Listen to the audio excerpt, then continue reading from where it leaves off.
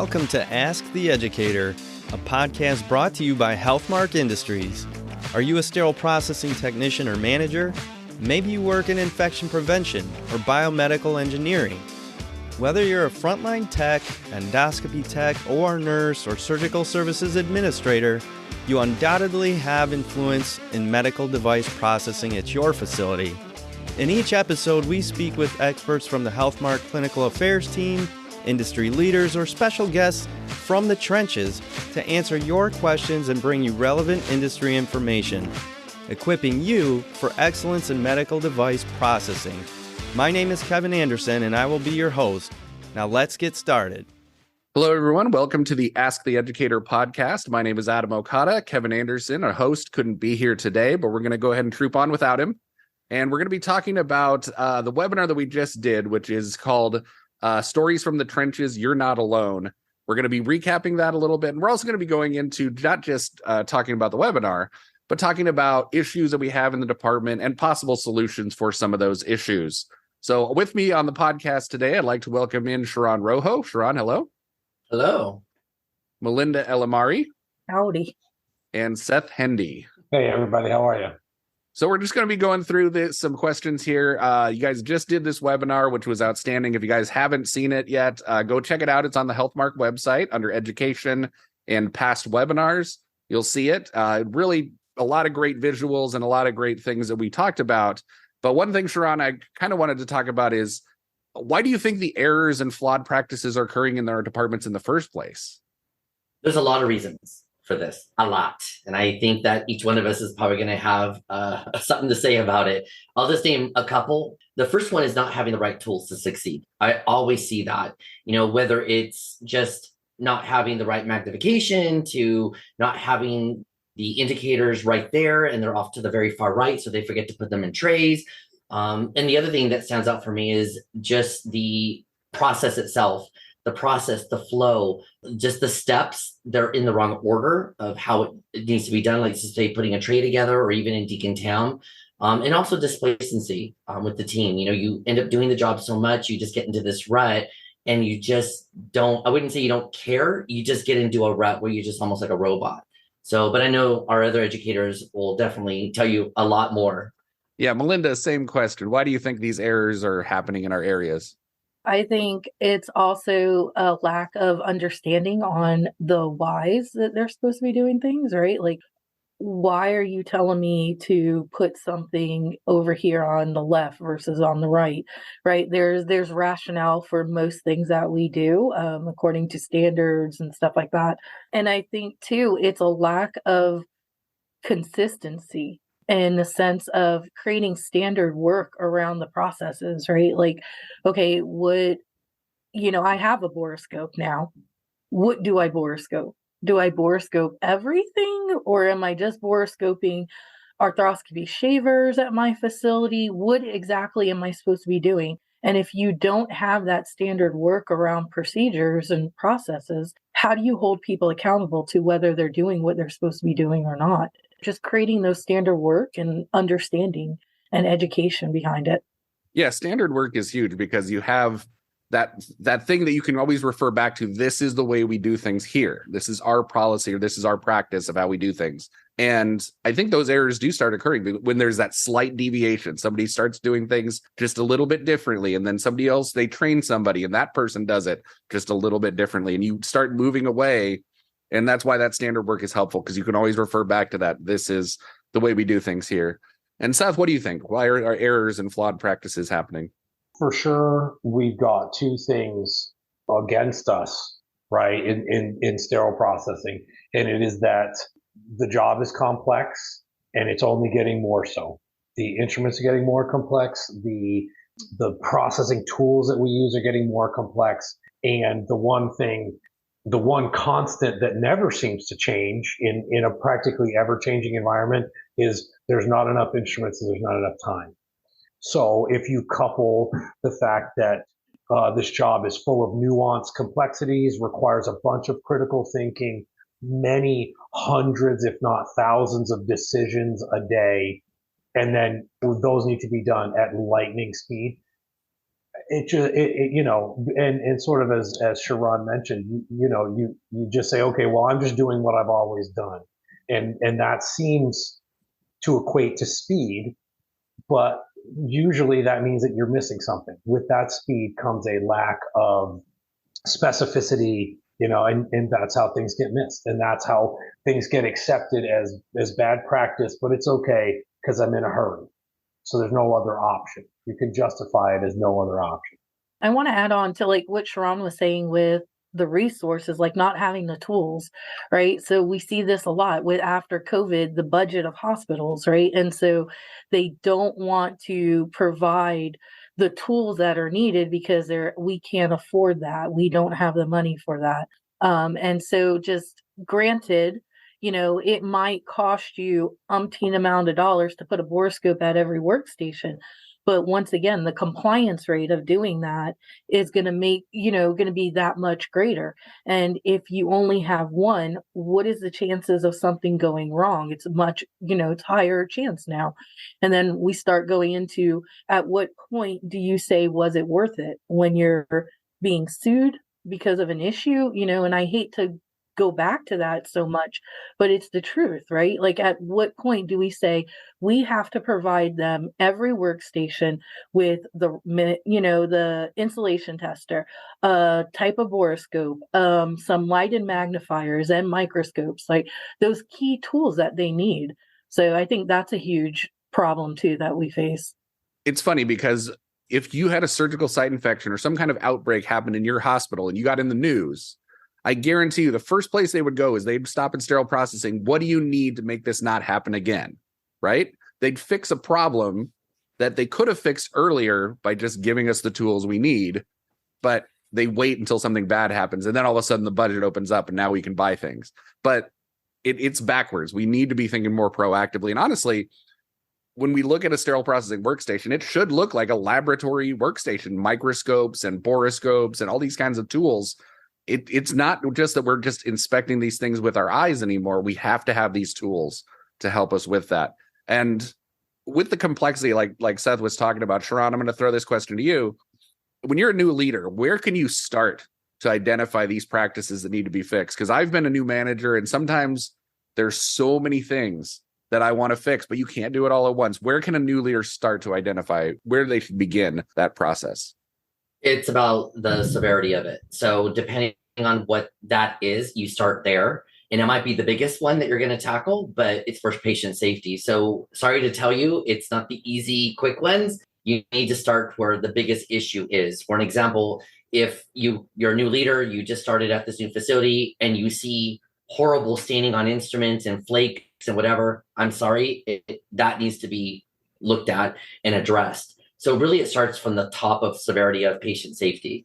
Yeah, and I talked about this during the webinar. Like, I walked into a department and I saw rat traps on the ground. So that was an immediate, I'm going to start there, because that's obviously a major red flag. There's other things going on, right? Malinda, what do you think? One of the key factors and the key places to start is getting on board your higher ups, right? Your C-suites, and then also the surgeons. Going to meetings such as like your surgical exec meetings where they all meet and just presenting, do a 20-minute presentation, get on their schedule, go into their meetings, sit in a couple of them, get on their schedule, and then present to them what SPD does. Do it in bites, right? Do it in little pieces. We're not eating an elephant, but we're just doing chunks, right? We just want to do pieces of that.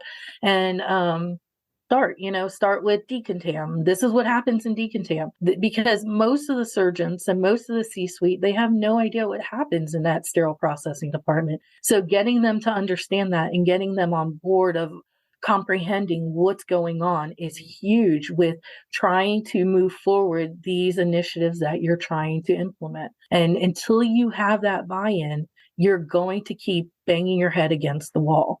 Yeah, and IP is your friend. Infection prevention. So the C-suite has a very good idea of what infection prevention is. It's in their name, right? And we're part of that process too. But until we can actually loop them in, I think sometimes there's a disconnect between what the C-suite thinks we do and what IP knows that we do, which is preventing infections. So yeah, getting IP involved is huge for that. Seth, same question over to you. I had somebody ask me one time, how do I get resources? I'm trying to do something. How do I get resources? And I said, act like a clinician.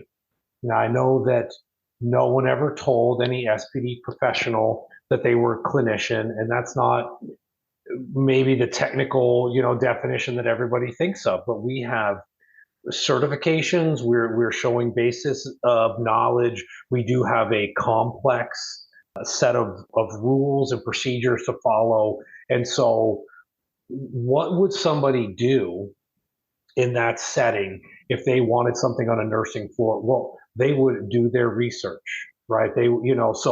So you come to this problem. If you walk up and say, I have a problem, somebody says, great, and what would you like me to do? Right. And if your first answer is, they're done. They're done with you. They've thought, so be that subject matter expert. Now, you may not have to formulate a complete plan. That might take a multidisciplinary committee. It may, but if you come up to some and sort of stomp your feet and say, I have this problem, and they say, great, well, what's your plan to fix it?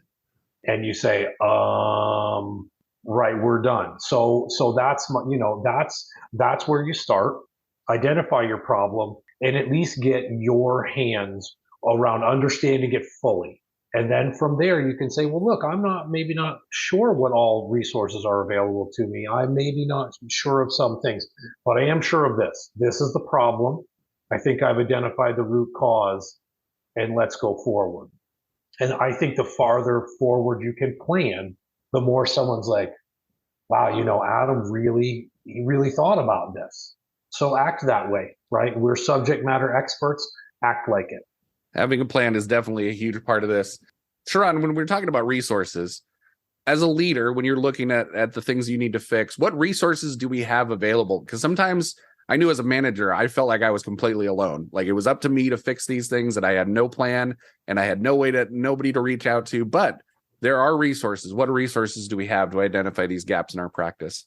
Again, there's a lot. So I know all of us educators will have different spins on it. I think the first one that I think of is, looking at your vendors and using your vendors to help you educate and do walkthroughs. I mean, there's times I reach out to vendors where they tested my water for free. I've had vendors where they had, just like us, where we provide, a full or targeted CPR audit of the facility, to go with you while you're doing it, not necessarily have them just come do it by themselves, but you're walking with them.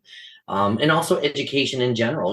It's not just about the in-servicing. There's some vendors that offer not just an in-service, it's like a full, half-day thing. I remember, I think it was IMS that came out, right, Malinda? They have that instrument, I forgot what they call it, but it's like you got the book, you got the homework, so I think utilizing your vendors, that would be the first one. Malinda, same question over to you. I think utilizing your vendors is an amazing point, definitely something people forget. Utilizing resources that are out there, such as articles that are written, right? So if you're trying to push forward the use of, hey, we need boroscopes, or we need, an insulation tester, we're going to look at numbers, right? That's what the hospital does. They look at numbers, but okay, let's look at numbers, but what is the evidence backing up that we need this, right? So utilize those resources that are out there, those articles, those things that are, information that you can utilize, especially like standards and stuff, knowing your standards and pulling those standards. We go into facilities a lot and we see so many times they just have, maybe ST79. And we're like, okay, well, you do chemical sterilization, you need ST58. You do flexible scopes, you need ST91. And they have no idea that those standards are even out there. So utilizing your resources that are out, industry wise, and then also people, that's a huge thing, is utilizing your people that you have. Yeah, train the trainer is a big one, right, Malinda? I think that is a big piece that would definitely be a big resource. Yep. And Seth, same question over to you. What resources can we use to fix some of the gaps that we see? Use your big brain. Okay. I'm serious. Slow down and think about it. Okay. It was interesting. Someone asked me for the ability to deliver a report. They said, well, I've sort of identified a gap and I've done some auditing and now I want to deliver it out to somebody. Do we have a form? And they were asking if Healthmark had a form. And I said, well, no, we don't really have a form. But I went on Google. This is, I'm serious. And I said, okay, reporting tool. And then I found one that came in a free PDF template that could be, and sort of the worst thing, I was like, well, I'm not a rocket scientist. I didn't make this. I am not some kind of data reporting expert, but there are tools, there are things, and sometimes it takes going, okay, like I'm going to think about this for a second. And then there are things, and then the other thing is if your hospital does any of them, we were not a Six Sigma place where I was, but they did PDCA training and things like that. So there's the other, so if somebody says, hey, there's a class on Excel, well, take that, right? And those, then you start to use those tools to identify gaps, to report data, and it moves forward. Yeah, absolutely. And I mean, I always thought of it like as a manager, if I had time in the office where I could sit and think about things, I'm sure people would say that was wasted time where I'm just thinking about solutions. But honestly, it's not, because you're coming up with these ideas of, okay, what's the problem? Where are my tools? What are my resources? How do we tackle what can be really big issues? So I appreciate you guys giving me some answers on some of these questions about issues in the department and where we can start and things that we can do. Any final thoughts, Cheron? I'll send it over to you. Any final thoughts before we adjourn for the day? The first thing for me would be don't tackle it all. Okay. Remember, it's bits and pieces. Like Malinda had brought that point up. It's like you take bits and pieces of that pie. Obviously, you may be a little bit bigger piece in the beginning because you have to look at severity and patient safety, but do not tackle the whole thing. It'll just be too much. You're going to either shut down or not do it right and get frustrated. So just do one piece at a time. One piece at a time is great advice. If you try to do everything, I guarantee you're going to start dropping things here and there. You can't do too many things at once. Got to focus on what's important first. Malinda, same question. Any final thoughts for leaders? Utilize the staff that you have. Give them tasks. Help build them. Like, once again, we talked about this on the webinar. You are doing them an injustice by not giving them some extra activities to do, some things to help them grow and learn further. Assign them something and say, okay, we need you to look up why it's important to utilize a borescope for arthroscopy shavers, right? Like something. And we want you to teach the other people, or give that information to the educator, whatever it may be, but utilize the staff that's involved and have them be a part of the solution, have them be part of the ownership of that department. Yeah, I remember I did that early on in my career. I was asked to do an education for the staff, and I was a year in. I didn't know anything, but I chose laparoscopics because I knew that they were kind of complex, and we'd just gotten third generation, and it was kind of a new thing. So I taught the staff about the insulation tester and how to use it, la, la, la. And honestly, like, the information it gave me served me throughout my entire career, where I was kind of the expert at that wherever I went, just because I had done a couple hours worth of research to figure out why and the tools and things like that. And then I had to present it. So you become kind of an expert when you have to do that. And I think it kind of stretches people outside of their comfort zone. Techs are used to coming in and working at the workstation and going home. But if they really need to think about the why, then all of a sudden what they do becomes a little more important. So I like that answer. Seth, over to you. Any final thoughts? Absolutely. Remove your blinders. Stop seeing your department and see a department. Because if you keep seeing your department, you will say, well, I've asked Bill to stop doing that 6 times and he didn't, so he won't, so I'm not gonna. I asked facilities to fix the hole in the wall 3 times, but they haven't, so they're not gonna, so I'm gonna stop asking. And so that's, it's almost the same thing as this is the way we've always done it. If you allow that mentality to sink in, then you don't see a department. You don't see errors anymore. You let your eyes slide past them because it's an initiative that already failed, or someone that you find hard to deal with, or you name it. Those just become reasons not to try to fix it anymore, not to see it. And then you can quite literally stop seeing it. So take off your blinders. Yeah, I call them excuses, Seth. That's essentially what they are. So thank you guys so much. I appreciate everybody's participation. Thank you guys for listening. I do want to recommend you go check out the webinar, Stories from the Trenches. You're Not Alone. These guys absolutely nailed it. Great visuals on each slide talking about the pictures are worth 1,000 words. So absolutely go check out the webinar. And thank you guys so much for being here. We'll see you on the next episode.